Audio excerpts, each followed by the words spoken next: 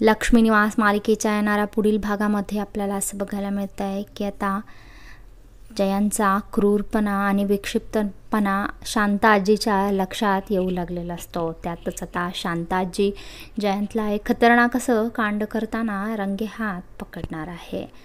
तर जान्हवीला तिच्या बालमैत्रिणीचा फोन आलेला असतो आणि त्याच्यामुळं ती बेडरूममध्ये फोनवर बोलायला निघून गेलेली असते।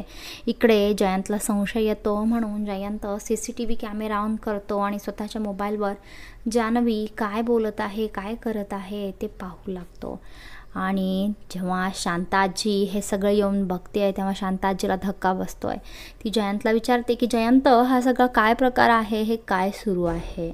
आता जयंत आजीला काय उत्तर देणार आणि इकडे जान्हवी तर बेडरूममध्येच असते।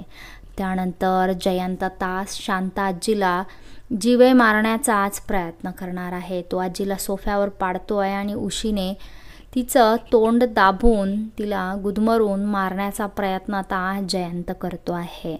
कारण की जर शांता आजीने तोंड उघडलं तर जान्हवी जयंतला कायमचं सोडून जाऊ शकते आणि शांता आजीचं वरचेवर वागणं जयंतला खटकू लागलेलं होतं। त्याच्यामुळेच आता आजीचा काटा काढणं हा एकमेव पर्याय जयंतसमोर उरलेला असतो।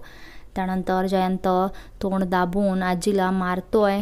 ती मेली आहे याची खात्री केल्यानंतर जयंत स्वतःच ओरडतोय आणि पुन्हा स्वतःच हॉस्पिटलमध्ये घेऊन जाण्याचं नाटकसुद्धा करत आहे। तिथेच लक्ष्मी, श्रीनिवास, व्यंकी, हरीश असे सगळे पोहोचलेले असतात। त्यानंतर आता सगळ्यांना आजीची ही अवस्था पाहून खूप मोठा धक्का बसलेला असतो।